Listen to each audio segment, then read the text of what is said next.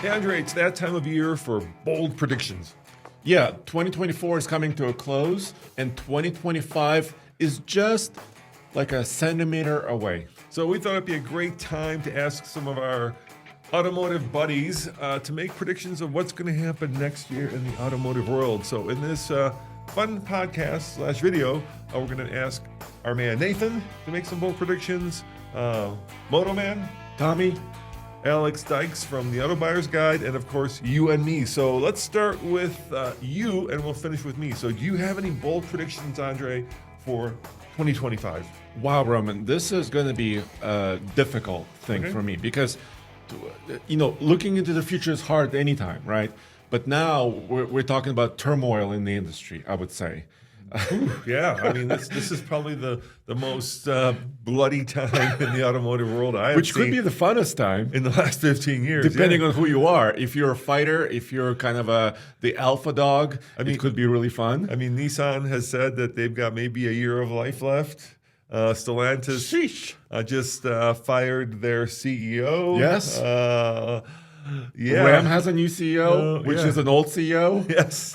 They just took back our man Tim Kuniskis from retirement. I'm just waiting for Mark Allen to come on back to Jeep. Hey, that's my bold prediction. I'll do one right now. Whoa. I'm going to predict that Mark Allen is going to return to the Jeep brand and He's a designer. Yep. Yes. Head up a frontal attack on Bronco because Bronco has been kicking their butt recently. Okay, well, Do it, Mark. You're the man. You're the man. Can I throw a couple of pickup truck predictions in here as well? Yeah, love that. Go for it. Okay, so I think pickup truck world is a little bit, the scope is closer, right? So I can focus and I can kind of laser in.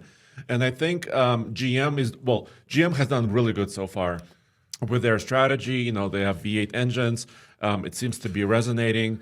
And as well as their full-size SUVs, the Tahoe, the Suburban. So I predict in 2025, GM trucks are going to continue to do really well. They have some weaknesses, but I think they're going to address them. Andre, can I give you the name of this What podcast again? What is it? Bold predictions. Bold. Oh, not predictable predictions? Yeah, this is not bold. What you're saying is GM is going to continue to do what they're doing. That's what I'm hearing. Okay. Give me a bold prediction. And if it's true or not, we'll find out. How about this? Yeah. Jeep's life is dependent on the new Recon. Ooh, that's a bold prediction. The new electric Recon. Okay. Yes. All right. I just switched gears completely. I like that. Here's where I am. Jeep, Wrangler is struggling. It's been too expensive. Other Jeep products, the Cherokee is gone. I mean, one of the most popular segments in the country, the compact crossover. But I just saw a spy shot of the new Recon, and it looks very attractive, very blocky, very square, and very kind of rough and tough. And I think if Jeep can nail the Recon, their electric Jeep, I think they can, improve. All right, I'm going to make a bold prediction. I'm going to do them at the end here, but we're talking trucks now. And don't worry, I know this is the car podcast, but Andre over at Truck has done a really interesting podcast about, get this, one of the very first electric campers. So if you guys want to learn about that, head on over to the... a camping trailer that drives itself, basically. That's helps cool. the truck. Yeah. So I'm going to make a bold prediction, okay? What? I'm gonna, you know how every year there's like the it car and it truck, the one that really gets people like juices going. I'm gonna say that next year Ram's new electric range extended truck vehicle, The Ram Charger, the Rev Charger, is going to be the it truck of 2025. Not the Charger, right? Not the electric 1500, but the extended range one, the one with Ram Charger. And Ram, what's up with the names? It's so confusing. Ram, come on, get some names going here. I was working really hard. Yeah, the Charger, you would think would be the electric truck, but it's not. That's the extended range there's truck. the Dodge Charger, Roman. Which Charger are you talking about? I know. Right? Have you lost all your like Marketing guys. guys, yeah, come on, you used to be so good, right? They had all these cool names. Little Red Express. Scat Pack, Scat Pa- Daytona, and now we've got 2 Chargers. One's a Rumblebee. Come on. Come on, guys, you could do better. Hey, podcast listeners and TFL Talk viewers. I wanted to take a minute to talk to you about a quick and simple way to sell your car or truck with the help of our new partner, HighRoad. With HighRoad's online portal, you enter your vehicle's VIN number or plate, mileage, and zip code, and you'll get competing offers from several qualified dealers in your area within seconds. You pick the best deal offered and follow through with the dealer to sell your car. No more managing scammy emails from buyers on Craigslist or Facebook Marketplace. No more time wasted on no-show buyers. No bait and switch with a "will you take a check" excuse from sketchy buyers. Now keep in mind, these offers will be for trade-in values of your vehicle. If you want to go through the hassle of getting more for your car, that's up to you. But if you want to sell your car hassle-free and fast, go to tflcar.com and click Sell Your Car in the navigation menu. Or click on the HighRoad ad at the bottom of the website if you're on mobile, or click on the column if you're on a desktop. HighRoad makes it easy, and we like easy. So I So the Ram Charger, you think the range extended Ram is going to be the truck? with the Pentastar, it's going to be the id truck. It's going to be the one that everybody's going to be the most excited about, the one that people are going to be talking about, the one that people, you know how kind of the Cybertruck was the id truck a few years ago, and I would say it could be the Scout with the range extender, but that's still too far away. So for 2025, I'm going with the Ram. Okay. And my other prediction is that the tiny electric cars, I'm talking about the Kia EV3, I'm talking about the new Nissan Leaf, are gonna win the day no matter what. And also Chevy Bolt. Chevy Bolt is coming, and I know there is some pressure against some of these cars, but I think the little guys, the little electric guys, are gonna win. I'm going to jump on top of that and actually add another one of my own, even though I did more at the end of this podcast because I was talking to Alex when we did this on a program. So when you get to me, I'm actually in a new electric Audi, the Q6, Okay. driving through California. But I'm going to make a prediction. So you know how for a long time electric cars were like up here? You know, they were popular. Everybody was like, they're the future. And then there was like this huge backlash against them, right? Kind of culminating with perhaps Trump's victory. I think 2025 is actually going to be the year of the electric car because I think for the first time, electric cars are going to become or are actually affordable. And all those of you guys and gals who, you know, every time we do an electric car review say EV junk or, you know, piece of you know what, I think you're going to figure out that when you can go and buy or lease an electric car for almost zero money, which is what's happening right now. By the way, this is a great time to buy one.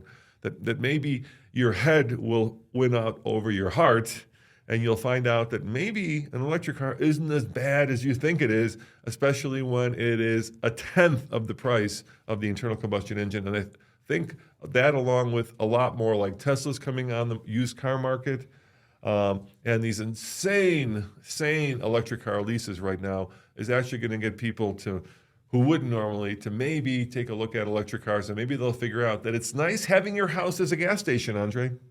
Yeah, but Roman, a lot of these insane leases on electric cars depend on incentives, Right. or tax incentives. And if that strategy, if that goes away, all of a sudden an electric car, well, or maybe large electric vehicles, no longer have an advantage because they still cost more to build. Yeah, I agree. That's going to go away. There's Yeah. no doubt. You know, Trump has said he's going to get rid of that.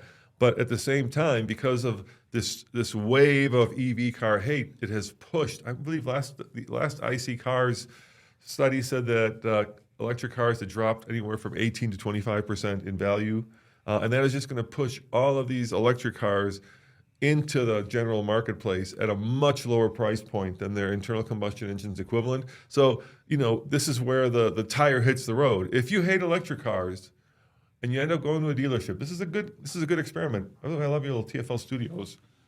Yeah, these are nice, huh? Yeah. I like your... Yeah, so I'm wondering, and you could feel free to answer in the comments. All right, you go car shopping. Yes. Let's actually pick two cars, right, that compete. Let's say you go car shopping and you've got the choice between the most popular car in the country, a used one, a RAV4, Okay. which also has some of the highest used car prices. And let's say it's, let's call it the 3-year-old RAV4, which is probably with 36,000 miles, still in the $30,000 to $35,000 range, right? Yeah, pretty pricey. Yeah, that's how much it's going to cost. Yeah. Or sitting next to it is a very similarly equipped electric car. Let's call that the Model Y, which is the most popular car in the world, for $20,000.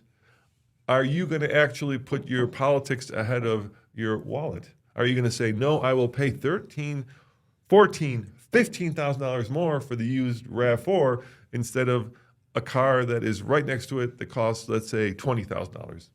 That's a great question. Because that's what's going to happen in the marketplace. And I think a lot of, that's a tough question, but I think a lot of it also has to do with the use case, of the person buying it. If you're near the city, you might lean electric, maybe some shorter trips. If you're living further away, living further away, I think RAV4. I disagree. That's like this, okay, so that's like this tired narrative that's been going around. But I think, look, I just road tripped the Volkswagen ID. And it was a horrific experience. It was a horrific experience. Yes. But there's Would you do it again? But there's two takeaways from there. Yeah. Okay? One is that the vehicle does not have enough range. That was definitely given. You know what I mean? Yes. In the cold and in the snow, we were getting like 100 miles between stops. But the other takeaway was you wouldn't have had that problem in a Tesla. So that's why I picked specifically a Tesla, because I think, we have done Disney to Disney twice now, once in a Tesla. I have driven a Model 3 Performance back to Colorado from Florida. And yeah, it takes longer, but there is no fear of road tripping a Tesla. It just may take you longer, and it may be less but convenient. At least it's predictable and reliable. Yeah, you're gonna do it. You're not gonna have a problem road tripping from New York to California in a Tesla. It's gonna work. It's gonna take you, let's say, 30% longer. But is that 30% longer worth that $15,000 that you have to decide? You have to decide. Yeah. So that's why I think those realities are going to start to actually come into play this year. Are you ready for my next prediction? Let's hear it, Andre. You know how the Toyota Tacoma is the best-selling midsize truck right now? Yeah. Yes. Mm-hmm. Yeah. I predict in 2025 that pedestal is going to be challenged. By the Maverick? No. By the Ranger? Yes. I predict that the Ford Ranger and maybe Chevy Colorado, but I think I'm leaning a little bit more towards Ford Ranger, will challenge the Tacoma for supremacy of the midsize truck. And here's why. Yeah, I'm wondering. The only thing, I think the Ranger is quite good and getting better and better. Yeah. And if Ford actually has enough capacity to build more Rangers, I think they have a big shot to actually take over Toyota. Well, the problem is they don't have enough capacity, right? The Ranger's built on the same, or has been built on the same line as the Bronco. I know. And they can't build enough Rangers or Broncos. I know, but Ford, do something about it, okay? If you can do it, I think the Ranger is a really great midsize truck. You don't think that the new all-wheel drive hybrid Maverick is going to be a sales hit? Because I think it will. Because I think what's going to happen. Well, this is also. But it's a different class. So that truck is built in Mexico. Yes. Right. And if Trump imposes a 25% tariff on everything made in Mexico, then despite what he has said himself, that vehicle is going to be at least 12 to 25% more expensive, like that. And that will eat away at the popularity of the Maverick right away. And then there's something else that'll happen. You know what else is made in Mexico? What? Every Tacoma. Same problem. 12 to 25% more expensive. And here's the other thing. Let's face it. There is such a thing as corporate greed, Andre. And often what happens is when the price of one car or truck in that segment goes up, the other companies are like, well, we're going to lower our costs. No, they're going to do the exact opposite, right? They'll be like, well, if the Ranger is 25% more expensive, maybe it's time for the Colorado to go up in price a little bit.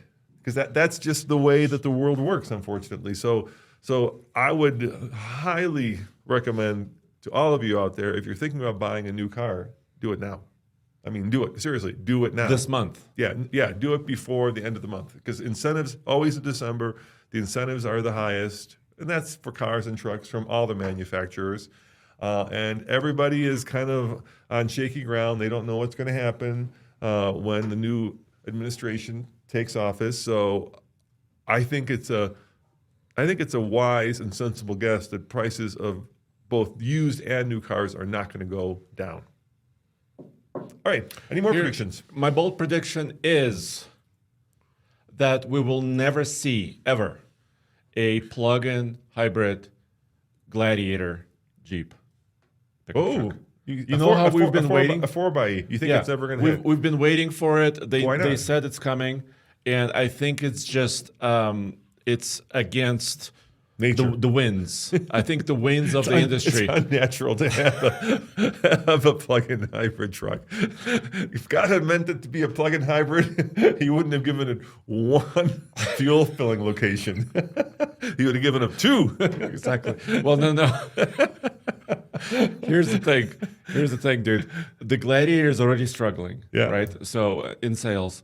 Because it's too expensive. I know, God. Oh but my gosh. do you think adding a battery and motors will make it less expensive? No, it's going to make it more expensive than ever before. I think with Carlos's departure, we bought the cheapest Jeep we could get our hands on like 3 months ago. Recently, at the same place we bought our cheap Jeep, for $5,000 more, we could have gotten a Willys 4xe, as opposed to a two-door. This is the unlimited, right? The four-door, as opposed to a two-door base model with roll-up windows and a regular key. We could have gotten the Willys 4xe for $5K more. That's how much they've dropped those vehicles. And that also has to do with the giant incentive, right? Okay, we're weird in Colorado, right? So we only get the $7,500, but we also get a $5,000 one on top of it for the state. For the state, so that's what $12,500 that most people don't get. That is like, and I've always been one to believe, Andre, that if the government is giving away money, take it. There you go. All right, let's cut to some of the other bold predictions that some of our other friends have made. All right, Nathan, Andre had these like lame ass predictions where he predicted that Chevy trucks would keep doing really well for next year. I'm like, dude, bold predictions. I'm expecting better of you. So what are your bold predictions for 2025? I think we're going to see the end of one thing and the beginning of another. How about that? As like a big start. And then you're going to say, well, what are you talking about? What are you talking about? That. I predict that Tim Kniskus will come back to Stellantis. Oh, wait, he's already there. Yeah, he's I predict. Ram. Andre already mentioned that. But no, but I predict that they're going to dump him, not just like Ram. He's going to move on and run North American Stellantis. Pretty much everything that's for sale there, they're going to put on him. That is a first bold prediction. Okay, I predicted that Mark Allen's going to come back and run Jeep. Wouldn't that be good? There's no way in heaven that'll happen. But if it did, it would be amazing because they desperately need that. I think they've realized they've made some huge mistakes and now they're paying for it. And I think that the time is very short. So Stellantis as itself is kind of like a monkey with too much caffeine trying to figure out how to do algebra. It's just way, way too much stuff going on, convoluted and difficult. But I truly do believe that they just need a strong leader in order to tie up a few loose ends and make things happen because they do have product. We do know for a fact that they've been working on things. You have the Charger. They don't use Challenger anymore, do they? I know. It's so stupid. There's a Charger car and there's a Charger truck. It's just they've given up on like cool names. So here, let me ask you this. You predict this will succeed or flop? The new all-EV e-muscle Charger Daytona SRT. First year, it's going to sell well, I think, because there's the curious people who will buy it over the first year and pay stupid premiums. Second year, it's going to start to dip, and by the third year, it's going to be in deep trouble unless they build a much less expensive version and make it more competitive. Because honestly, it's awesome in terms of it looks cool and it apparently it's a fun thing, but it is not financially on parity with a lot of other vehicles that it could technically compete against. So it needs to be. So by the third year, if they don't do that, done. So this upcoming year, it will sell a lot. There'll be stupid price gouging at dealerships because they don't care about their bad reputation. So that'll happen. I predict, though, that the straight 6 version is going to sell like hot cakes. It's going to do very well because it's something that people are dying to get, and it's not quite that Hemi. By the way, I also predict that they might bring back the Hemi. Yeah, Never so hear. we learned that Carlos actually killed the Hellcat. That was one of the things that he did. Yeah, And there's still okay. So here's the problem with that. I wish they would. So they're still building the Durangos special editions with the Hellcat engines, but yes. apparently they built those engines ahead of time, and so they have them in stock, but they can't, I guess, reopen the assembly line for them, which I don't know. I mean, imagine if, like, we were talking with Cole. I remember I was doing this road trip in the new ID Buzz, and it didn't turn out very well. Watch the video at all TFL if you want to see what happened. But Cole and I were talking, my videographer, and we were like, hey, what if they had actually put a gas engine in that thing? I mean, that thing would sell like hotcakes. It's just like this, right? If you put the RHO powertrain into it, which is a Hurricane, then I think you're right. This thing is going to fly off the shelves. Let's see. Here's my magic. Okay. What is a Hemi? Is a Hemi necessarily a V8? Well, it Hemis has been traditionally. hemispherical heads actually have existed on many different types of engines, Yeah, the two. including The Citroen DS has a Hemi. exactly, which is why it's so awesome. The I also Tundra heard has that a Hemi. there's yeah, exactly. Some Czech car had it too. The point is, what if they, in a marketing coup, were to slightly change the head design and call it a Hemi and say the Hemi's back? I think that something like that could happen because it's still going to be a six cylinder. They still might find a way to make it relatively efficient and powerful, but at the same time, just using a little bit of magic fairy dust, I don't know, add 10% of the horsepower to it. That Hemi's back. Here's your Hemi. Yeah, it's not a V8, but it's a straight six and it's a Hemi. Everybody's happy. And I don't know, make the exhaust a little bit more macho. Sell like hotcakes. Yeah, I'm on the same page with you, Nathan. I think Right? Am I bold and am I logical? I am both. you're both. Any other All right. predictions that you might be thinking about? Well, with Stellantis, that's all I got with Stellantis. There's plenty Okay. of other automakers, though. All right, keep going. What else do you think? What makes them more bold? It doesn't have to be by brand. It could be like, I was talking to Alex Dykes, and he predicted, and I'm going to spoil the segment coming up, but he predicted that, Nissan will merge with Honda. Okay. He's I think he I has think that's eaten what a he lot of predicted. Or lead maybe he paint. predicted it'll merge with Toyota. Or maybe he predicted it'll go bankrupt. I don't know. It was one of those three. Uh, yeah, I don't. Yeah, a lot of people have been saying Nissan's going to go bankrupt. They're not going to go bankrupt. Remember there's a lot more to Nissan outside the United States in terms of their sales numbers. So you just keep that in mind. But I do predict that Nissan and Mitsubishi are going to speed up their plans to build a PHEV small pickup truck, and that will be coming soon. Really more of a car than a truck, that type of thing, kind of like the Hyundai Santa Cruz, that type of thing. So stay tuned for that. I think that's going to be coming sooner than you think. So there's one. Okay, yeah, I like that. I think that's a really astute prediction, my man. Yeah, thank you. All right. Well, I can't make any predictions because my segment's still coming up, so I have to leave it to you to Oh, do one last one. Give me one last one. Give me a oh, bold, okay. very bold one. A very bold one. Um, well, let me put in two Okay. real quick. First one, real quick. All this hullabaloo, is that how you old people say it? Hullabaloo Hullabaloo. about the Mustang going all electric. I think that's all being pushed back. All this electric predictions is going to be pushed back a few years. I think that's pretty logical. Most of us get that, okay? But there is this new market segment that's starting to really hit hard, and that is a lot of people want that PHEV, the plug-in hybrid system. So Honda will return with a PHEV Honda Element. It won't be called Element, it's going to be called something else, but it's going to be a small plug-in hybrid, somewhat off-road capable vehicle with the weird doors and a whole bunch of other stuff. And I think that we're going to start hearing about that soon. Here's one I would have never called, speaking of Honda, and yet it's happening. The Prologue, right? The rebranded GM Altium Blazer is selling like hotcakes. Who would have thunk? Why do you think that is? Yes. How come the Prologue is selling and no other electric cars are selling? Well, first of all, it's a really good car. It Yeah. is. It's a good But it's car. It's a outselling really good. it's outselling the Blazer. I think they sold over It, 20,000 units so far. yeah, there's a lot of reasons for that. First of all, I think that the design externally, a lot of people agree with me, is really nice. It's a very smooth, futuristic design. It's not overwrought. And I think that it appeals to a certain type of person Hmm. who wants a Honda product, but doesn't necessarily want, something that's stodgy and boring. So this is a really cool design. A, B, the interior is unique. And unlike General Motors, they still have Apple CarPlay and Android Auto. Ooh, zing! You nailed it. Boom! Boom, boom. Yeah. Yes. But I honestly, Mary, you listening?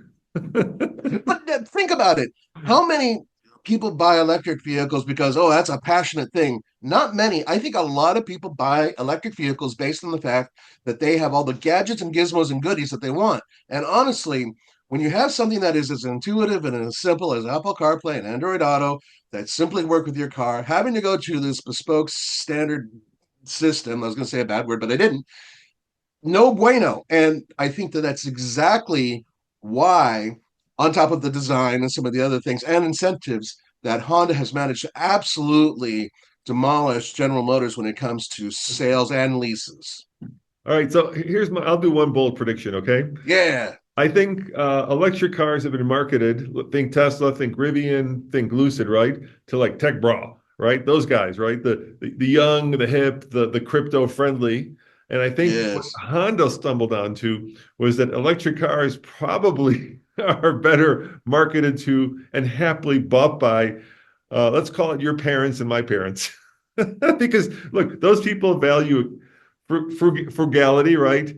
They Yeah. value they don't really care about like driving performance or enthusiasm, right? What they want is a dependable car that doesn't cost a lot to operate, that they don't have to take into the dealership very often for servicing, that they could, fuel up at their house. And I think that we've been selling cars to the wrong people. I think the Honda buyer is the electric car buyer. That's my prediction. I would agree with you 100%. I think that the marketing has been screwed up for years when it comes to many electric vehicles because you got this huge chunk of people are like, oh, I want to be a first adopter, blah blah blah. But then you have this other group. It's like, well, maybe I'd think about it, but all these bros are buying it. I don't want a damn Cybertruck. I just want something really simple that I can plug in and maybe carry a little bit of cargo and not cost me an arm and a leg. And that's the other thing is that Honda has managed to keep that price relatively good.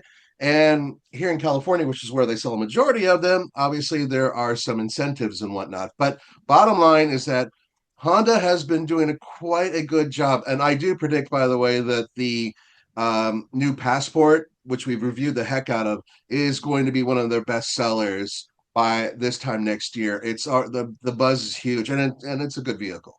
Agreed. All right, last question for you, Nathan. Since you're in California, I think Andre and I both agree that Trump will kill the electric car incentives first day. Oh yeah. They're gone. And Newsom has said or threatened that he's going to bring them back for Californians. Will that happen? Oh yeah, yeah, it will. It's not, and I don't want to get into the political bent of Governor Newsom. everything. Yeah. Yeah, yeah. Um, if you don't say Gavin Newsom's name right, and if you don't compliment his hair, they do come to your house and tase you. Okay. Sorry. Mr. Newsom, you Luckily, have I'm not wonderful in the hair. state, so you're in more danger than I am. Yeah. No, look, it's pretty obvious that this is what was going to happen. We've been preparing for this for a while. And so what will most likely happen is that it won't be immediately cut. I think it'll have to taper off because there's plenty of people in the queue who are still lined up to get, federal assistance in terms of EVs. But I don't think it's going to completely go away. And I have a very simple reason why not all federal assistance, tax credits, and whatnot will completely vanish. And it's one word: Musk. He is the new BFF of our incoming president. As such, he happens to run this small company called Tesla. And for him to achieve some of that, extra cabbage coming into his company with perhaps some tax breaks and whatnot would, obviously benefit him. As such, it makes sense that they would find some way to extend, but not in a different world. Maybe call it something else, call it something, a little bit more, conservative. But the bottom line is that, yes, there will be a change. It will stop, but I think they're going to continue it in a different way, Okay. probably at a lower rate. How about something like Make America Electric Again? Because we did start You electric. know what? You know what? It's actually really good. Roman, well done. No, that's actually pretty. I think that there will be. And look, what they're. I'm trying not to keep like the politics out of it because I just Hey, honestly neither of us really want to get there. let But me tell you this before you go there, okay? You'll okay, find this interesting. Do you remember when you were still a Coloradoan and we were jealous of Californians because they could like lease a Fiat 500e for like 49 bucks a month? Remember that? Remember those days? Do you remember those? And I thought to myself, I would, for 49 bucks a month, I would lease a car. Well, as you know, we leased a Nissan Leaf for $9 a month. Well, yesterday, yesterday, Grant, our man who does our sponsored videos and all of our advertising, went and leased a Fiat 500e for just the sales tax. Just the sales and tax. you guys had the videos out there of Case, who I think he also got 49 bucks He a got month, 49 bucks. So guess where Tommy is right now? getting a 500e. Yep. Yep. And he lives out in rural Colorado. So his taxes are even lower. So Oh, the that's way it right. works is he may be able to lease a 500e, no lease payments whatsoever for 27 months for less than $1,000. Big question though. What's the mileage? Because there's leases always 10,000, have a mileage. 10,000 a year. Okay, 10,000 a year. Okay. I mean, that's not too bad considering how far he is. Um, that would Would probably you be do the that? one thing. Would you lease an electric car for 27 months for less than $1,000 a year? I would, but Less than a I'd also thousand have bucks to. all in. Sorry, all in. Yeah, yeah. No, I mean, it's cheaper, literally cheaper than any other way of going. Even having a gas vehicle used that you paid for, it's actually cheaper It would at be the more breakdown. expensive to walk because you would wear through more shoes. I know, I know. But here's the important thing that I think a lot of people forget is that is the insurance. You do have to pay higher Yes. insurance rates. Car's not paid for, so that means that it needs to be fully covered. And different insurance companies do have different rates based on leases. So you have to make sure that that's cool. But actually, Case covered this. He talked about it a little bit in his video. And yes, you could do that. Here's the funny part. So California, right? The green capital. This is where all the green is. You know how much it would cost for me to do that same thing? A lot more. About 120 bucks a month, as opposed to $49 per month. Yeah. And I Well, that you dropped know one why of that the because is. So the way they can do that is basically the dealer takes the because for the lease you get the incentive, right? So you get yeah, the 7,500, and in Colorado we get another 5,000, so that's 12,500. So basically, the dealer and the manufacturer take that as their profit, and then Tommy pays the taxes, and that's how you get a car for under $1,000 for 3-year lease with no monthly payments. do you know what this means? In about a year and a half, I'm going to start looking for used newer 500Es, which by the way I think are decent cars. Yeah, they're not bad. Just 150 I mean miles of they're range. kind of they're purpose built for one thing as opposed to being Yeah, city multiple use. car. But it's I've already looked at my son and like you might be getting one of these, and it's pretty damn funny when he sees one because I don't think they're a little effeminate for him, I think, and Well, it's red. so it's like, They're all red. well, the cheap ones are. Yeah, yeah. I'm You not can get gonna. there's like Yeah, there's a Gucci one. there's a Hi, Gucci son. one. Here's a Gucci car. Hey, There- let's put a there- shotgun rack in there. We can make it a little bit more macho. There's a rose Yeah. gold one. But they're going to be super cheap in a couple of years because once they go through their lease and they have the miles on them, we all know that a lot of electric vehicles drop their value like a lead Hey, stone. So let me could be worth buying. let me ask you this, Nathan. I'm going to throw a little. Yes. I'm going to throw a little bit of a monkey wrench into this. Have you gotten your California license yet? Are Oh, you? my driver's license? Yeah. Yeah, yeah. Oh I shoot! If you're a Colorado resident, still you could have come here and you could have road tripped that bad boy back. had I known, I Hey, seriously would don't have show done it on that. And camera. actually, I've been Don't show talking it to on my camera. daughter. It'll show your Oh, and address. I'm not just gonna show you the picture Okay. because you can. What I was told is look like an inmate, and that way they'll make sure that they don't arrest you or tase you or possibly shoot you. So, well, anyway, I'm not going to show you the whole thing, but there's an inmate photo of Nathan I got you. in and All right, out. I'm gonna Okay, keep throwing monkey wrenches. Okay. yeah, So think about this. Tommy can get this vehicle for 3 years with like 20, whatever it is, 23,000 miles for less than $1,000 all in. You have a daughter who lives here. yes, I do. And right now, She's a Colorado resident. She is, and here's the funny part: her car is not doing well right now. It's actually right now being serviced. Big surprise. And she Um, she would do well with the little 500e. well, considering what she's done to other cars in the past, yeah, I think having something that is fully insured and yeah, yes. So the only reason we haven't gone there yet is because she's going overseas for a semester. Once Perfect. she Guess, gets guess, back, guess where that car could go? I know seriously because she's going to Italy because yeah, in the car. Guess where it could live for that semester? It might end up in California. You could come pick it That up. wouldn't be a half bad idea, You but could I come. don't want to road trip a 500e out here. Here, I'll do better than that. If keep in mind, you got to do this before the end of the year. So you got to Okay. like, and they said once word gets out about this, I think it's going to go pretty quick. But they said they're getting 40 more, so they have 6 left, and they're getting 40 more that they're going to lease. But I'll do you one better. If you decide to do this deal with your daughter, I will road trip that bad boy back to California with you. Me and you Yeah. will have to do a video where we'll try to road trip a car with 150 miles of range through the winter, over Vail Pass, through the Eisenhower Tunnel, back to Cali. I'll go with you. I'll um I'll reach out to Something to my think daughter. about, isn't it? It's worth thinking about. It's one of those things where it's still got to go back to Colorado in 6 months.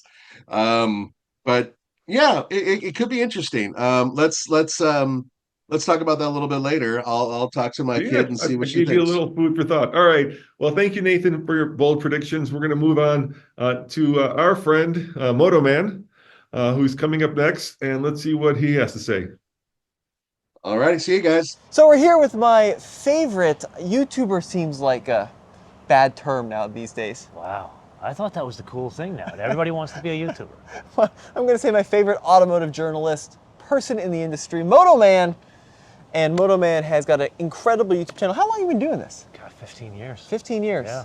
And I literally am a YouTube grandpa.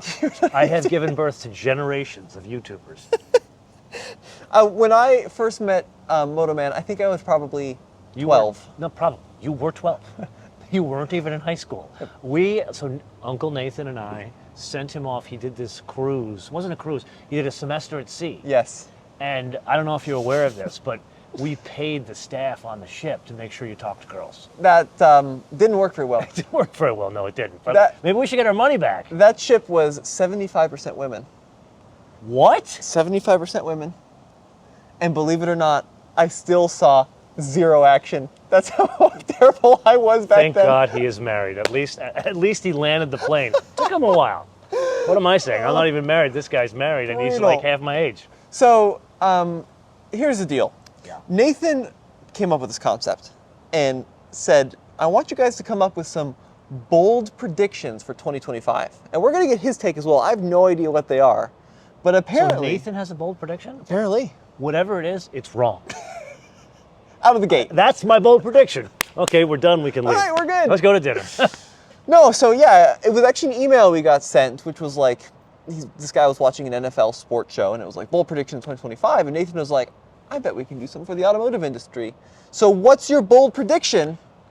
I have a bold prediction. Okay, what you got? And it's not something that is going to manifest maybe in 2025, but the foundation will be set. There was a hard lesson in the Porsche world. They switched Macan to all electric. Mm-hmm. Not good. And I don't mean because I'm not anti-EV. I'm anti-governments forcing it down our throat kind of thing. And that was this wonderful car that had this, it was a great car to drive in, it was practical. Problem is, it's not selling as they thought it would, by a lot. They're having some struggles in the technology, and they're really concerned that the market is not going to respond moving forward. So as a result, last minute before the car came out, they said, okay, we're going to keep the gas car in production indefinitely to be able to sell a gas car. And I think it was a hard lesson for Porsche, very visibly to the rest of the world and probably the entire Volkswagen group. And I think that's going to have a huge impact on all these other companies that said, we're going all electric. And they're going to roll that back. Interesting. Now, when you say roll it back, that can mean a couple of things, and it can also be more challenging for some platforms than others, like the Macan EV. Is that an EV-specific platform. Yes, it cannot be, according to Porsche, it cannot be re-engineered. What I think is going to happen is stuff that is either half-baked or stuff that's just on the drawing board now. They're going to make the changes where, okay, we're going to do what BMW does. We're going to have the same platform, gas or electric or plug-in hybrid, you choose. So as you know, it's monumentally expensive to develop a new ground-up gasoline engine, right? Which is why we've only seen a few generations of small block over the years. Fundamental differences between GM small blocks. Are we going to see future investment in internal combustion engines? Yes, but different. How different? So I remember there was this article in one of these publications you and I read about sunset pricing for internal combustion engine cars. And I'm like, this guy, the fat lady hasn't sung yet. This guy doesn't know what he's talking about. And here's a bold prediction. I think you're going to start seeing engine families that will be used in multiple brands. And I don't mean across Volkswagen Group. I mean more, how like Mercedes and Nissan and Renault came together and like they share that 9-speed transmission, not the one with the CVT. I mean the 9-speed that's behind like in the Z and it's also in the Mercedes. Or Range Rover with BMW. Exactly. Okay. I think what you're going to see are these joint ventures where you're not going to have like 4 2-liter 4-cylinder engines, one from GM, one from BMW, and one from Mercedes. You're going to have one. And I think more car manufacturers are going to share that. Is that for 2025? Probably not. Okay. But I think moving forward, as you start seeing the segmentation of, like, EV's not going to go away, but it's not going to take over the world. So what about hybrids? What's the future of the hybrid? Are we going to see more plug-in Much hybrids? more. Plug-ins Much or more. standard hybrids? Both. Both. And I'll tell you why. So my prediction I already gave you for 2025. Yes. I'm very confident and definitely smarter than Nathan because it's already actually true. There was an earnings call like in March for General Motors. Mari Barra, who has always been very pro-EV, and I don't think it's because she believes the Kool-Aid or she's drunk the Kool-Aid. I think it's because she thought the governments would pay for her R&D. And the cars haven't famously sold, as you know. So what did she very famously on that call did an about face and said, we are going to rush hybrids and plug-in hybrids to the market. Why still hybrids? Because even though they don't give you the full efficiency and battery electric range, they're much cheaper to produce and you still get 90% of the goal, which is reduced tailpipe emissions. That's interesting. Okay. Do you like plug-in hybrids? Love them. What about that argument, it's the worst of both worlds? It's a bad gas car, it's a bad EV. It's funny. This is where we get into life advice. Your life is as good or as bad as you see problems and kind of respond, how you respond to the world. And this is kind of level setting expectations. We can go through life and say that, you know what, shame on you for coming to this shoot with me and you're wearing a jean jacket. You should have been in a 3-piece suit. You should have looked presentable like a business presenter. My expectations would be high, wouldn't they? Yeah. So the expectations of saying I always got to have a battery that gives me 50 or so or more than that miles, the expectations are too high for the entire world because not everybody can afford a $50,000 car. Right. And now we're starting to see the fruits of the pushback. All of those cars that came out famously, 3 years ago, the Ioniq 5, the ID4, they're selling but not nowhere near the volumes. Yeah. And this is just, I think this is a life lesson, not specific to the industry. Sometimes you got to level set your expectations. So one of the big words that's been floating around lately is the bankruptcy word, specifically involving companies like Nissan, like Stellantis. Do you think 2025 is the year we start to see some of these big companies start to fall? Fall is a rough term, Okay. especially when you deal with a Stellantis, because I've said very, very many times, Stellantis is more in the business of employing Europeans than they are making cars. The Agnellis, literally, if you ever see the Curb Your Enthusiasm episode where they foisted the secretary onto somebody else, she was so bad, he had to foist her onto his friend, and the friend finally realized she was terrible, and he confronts Larry and says, "You foisted me on." And that's what the Agnellis did. And that's the Fiat family? Yeah, Okay. who controlled the business. They were like, we got to get out from these pension obligations. We got to get out from these union. We got to get out from under these union obligations. And they saw the French government and said, "Sucker," and they just foisted it onto them. You really think that's what happened? Absolutely. Yes. What about, the pride of Italy, the engineering might you've to got- Fiat and you've Alfa got Romeo. Too many brands chasing the same volume that effectively do the same thing. I understand Europe is very provincial in their buying habits for cars, but that's changed as the Chinese manufacturers, and I am no fan of the Chinese manufacturers. As the Chinese manufacturers have come in, they've brought that wall crashing down because the price delta is so big that even the Europeans will buy the cheaper car. So now you've got, 4 brands in Europe chasing the same volume just from Stellantis alone. Then you got to throw in the Volkswagen volume, which has its own 4 brands. Then you got to throw in, who else? And then the other French car manufacturers, they got their own brands to deal with. Right. It's too much. Where, it's funny, many years ago, I think your father and I were talking about this 15 years ago, I'm showing my age. We both agreed that it wasn't Fiat that was going to save Chrysler, it was Chrysler that was going to save Fiat. And I would say that is the same thing today. So when a very long answer to your question, will there be a bankruptcy? No. Okay. I think it'd be like, there's no such thing as a plane repossession or an airline going into a full-on liquidation. There's some in really bad cases. What they do is what's called debtor in possession financing. So the debtor keeps the assets, the plane, and they operate the assets so they can get the hell out of bankruptcy. I think that's the kind of thing that'll happen with Stellantis, where the debtor will keep the assets but shed the ones that don't work. So you finally will get a company that has just Ram, just Jeep, maybe 1 car brand, 2, like a high end and a low end, and that's it. So, and that's a good point. Bankruptcy is the wrong word. But in 08, 09, right, we saw the death of the Hummer brand and the Pontiac brand and Saturn. Yeah. Could that happen going forward? Is Chrysler going to make it through the next couple of years? The brand? Yeah, or the brand. I don't think so. You don't think so? Short of a miracle, I don't think so. Wow, okay. Because, again, you have too many brands chasing the same volume, and now you add in China. Now, China's a special case because China is dumping cars. That's my problem with China. They dump product in every market outside of their domestic market. Now, I'm a big believer in the free markets, but when the government is literally, it's like dealing with the mob. It's like the Black Hand, like in the Godfather movies.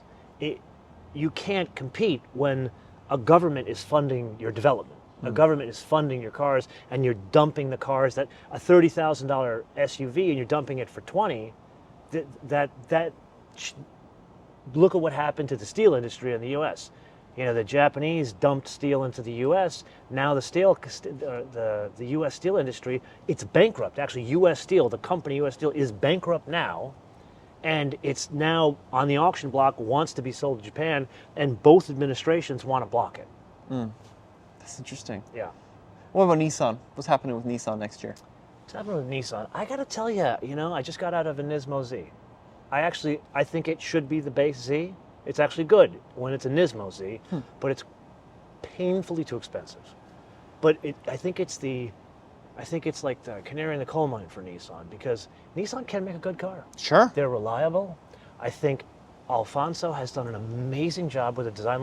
I can't believe I'm saying this, and please don't hold this against me. I think the Murano's a good-looking car. Yeah. Don't think I've gone crazy and I like practical cars, but it's attractive.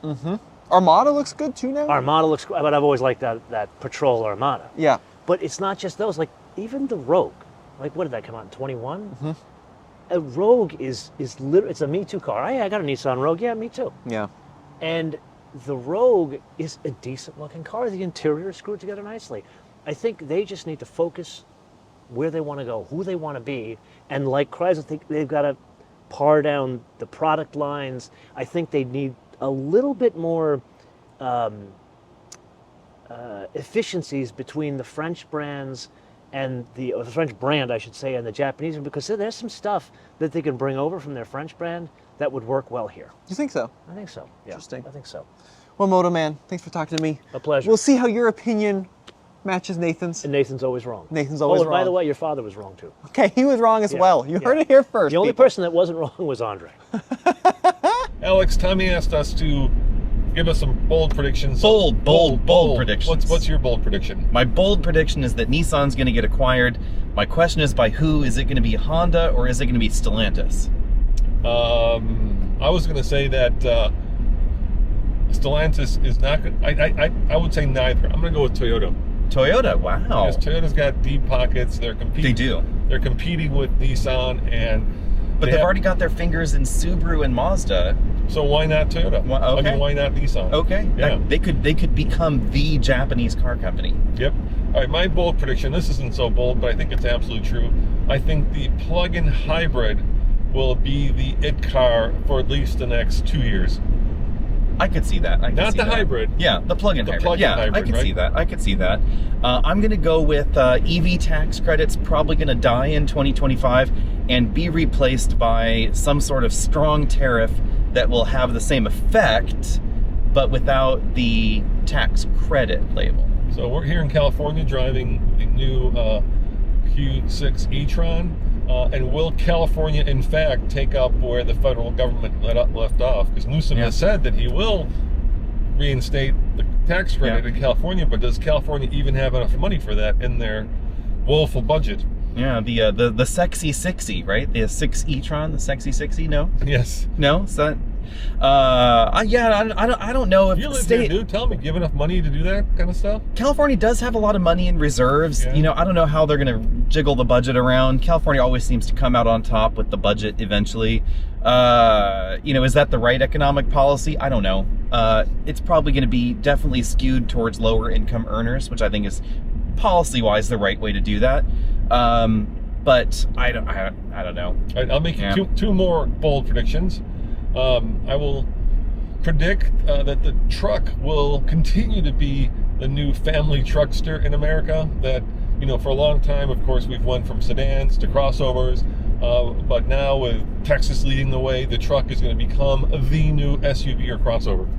So trucks are going to become the family car of America. It's already that way in Texas, but it will keep migrating to the rest of the states. Okay, I could see that. I mean, trucks are definitely the in thing everywhere. I don't know if I'd call that a bold prediction. I'd call that following the chart lines. Yeah, and the other one that maybe isn't bold, but I think is, well, maybe it is bold. So, you know, you just went with Tommy on the new Charger program, right? Yes. And I will predict that will herald a new dawn of large American cars, because that thing is freaking big. It is big. I will go with my bold prediction that the electric Charger will flop, and the gas Charger will leave people slightly unsatisfied but sell well. Possible. You think that the Fratsonic exhaust is not enough to get people to The speaker go in the back? electric? Yeah, it's not a speaker. It's like a. It's a speaker. It's not. It's a It's speaker. supposed to be like an organ. It's a speaker. It's a speaker, and it lacks bass. It lacks gravitas. That was the thing that I found weird about it, was they rev these things up at the launch, and I'm like, where is that chest thumping bass that you'd get in a V8 engine? It sounds like a V8 soundtrack you played on your iPhone. All right. I will make what I don't think is a bold prediction, but I'm sure that, like, especially the stock market folk might think it is, and that is, I think Tesla is in deep doo-doo. To me, the reason for saying that is because new product is the lifeblood of any car company, and while the stock folk and Tesla may consider themselves to be a technology company and not a car company, I think they are a car company, and they have no new product except for some silly taxi that, as far as I can tell, nobody that I know wants. Yeah, I don't want a Tesla taxi. I would agree with you there. I would say that you know, stock valuations flopping. I never predict on the stock market because it's not rational. But yeah, I'd agree. The no new product is definitely a problem. Bold predictions next. I would go for. Let me think. Oh, that turn there. Thank you. I would go for I can't break this thing. The regen part of the brake pedal feel is. Prediction. What is my other bold? I had it on the tip of my brain, and now it has evaporated. I will predict that Rivian will survive, but Lucid will either merge or be bought by another company. Even with the new Gravity, I don't think that company is going to last. I think we will see more consolidation in the auto industry for sure. I think that's a good prediction. Will it be good or bad consolidation? That I don't know. I'm going to go ahead and predict that Stellantis will still make a record profit, and that we're all still going to think that it was a flop anyway. How about Volkswagen? Volkswagen is having issues right now. They just came out, of course, with the new Scout brand, and 80% of the pre-orders are for the plug-in hybrid range extender. Yeah, E-Rev. I could see that the best-selling electrified truck in America could be the Ram Rev, if they can deliver it on time and if they can build enough of them. But I'm not confident on either of those two things. Yeah, I agree. It's been delayed, and it's been delayed, and it's been delayed for way too long now. I'm really starting to worry about it. But I think after the plug-in hybrids, E-Revs are going to be the next big thing. And of course, we've had E-Revs, the i3, the Volt to some extent is an E-Rev. But now I think the people are finally understanding what they are and how they work, and I think they're ready for them. Yeah, and my bold prediction is that we will continue pulling the wool over plug-in shoppers' eyes and call them E-Revs instead of what they actually are, which is a plug-in hybrid, because manufacturers love that name somehow, even though they're plug-in hybrids. Yeah, and I think Hyundai, Genesis, and Kia, which, let's face it, is the same company, are going to stay and continue to push the boundaries of both design and technology. That company is on a roll, and I think it will continue to be on a roll. I also think that BMW has kind of found its footing. I think their plan of building cars that are both electric and internally combustion powered and look the same was a smart way to go. Yeah, I think that's a win. I think Mercedes is going to continue to struggle. They seem to be in the woods right now. They both in their design language and in their powertrains. And I think that Audi, which we're in right now, will also continue to struggle. I think that they're doing what a lot of companies are doing, and that is kind of copying Tesla in what Tesla has made popular. And you're never going to be successful by following. You got to lead. And I think Audi is doing a little too much following and not enough leading. Everybody led the Model T, but we're not driving the Model T, we're driving an Audi. So my bold prediction is that Roman and I will still continue to argue at press programs in 2025. Yes, I completely agree with that. And my other bold prediction is that no matter what you say, Alex, the Miata is a sports car. Shots fired. Shots fired. I went there, yes. And I will still continue to say the Miata is a sporty car, not a sports car, and that there is a difference. All right, well, that's certainly a lot of bold predictions for 2025, all of which I'm sure will come true. All of them. Please keep us honest. Please check on us in a year from now, and let's see what happens. And actually, guys, we like to read our comments. I get up in the morning when the video publishes, and the first thing I do is I read the comments. So I would Do you delete those dramatic, horrible robot messages? I delete those when I can, and Okay. I also delete any mean-spirited things. So if you do, this is going to be funny, but now we're getting serious again. Any kind of mean personal attacks on anyone of the team, you're going to get banned. Yeah, it's our that's channel, always been the case. our rules. We try to keep it friendly. So feel free to criticize the vehicles we're talking about, our Yes. opinions. But if you start talking about us personally, And also, we don't pay for robot comments. Whoever We don't? said we're actually paying somebody to create robotic, nice messages on our videos. No, we don't do that. and we've never paid for anything. Actually, No. we don't pay for views. We don't pay for comments. No. we don't pay for advertising. That's against our business. It's against it. I take all that budget and I funnel it into donuts and bagels. And you funnel it into old Range Rovers for some reason, and Into old old Land crappy Rovers. Range Why do Rovers. you buy so many Range Rovers? There's something charming about them, Andre. There is. And All so right, many how do we Jeeps. close this? Hey, give us your bold predictions. We'd love to read them. I will take a look at them and let us know, if we're crazy or if we're on target. And as always, where should they go for all of TFL content, Andre? Old TFL, because TFL Studios, okay? Yep. oldtfl.com. We have 8 channels, as you may know, and several websites and other media that we want to put in one place for you to check out. We'll see you guys next time. Ciao.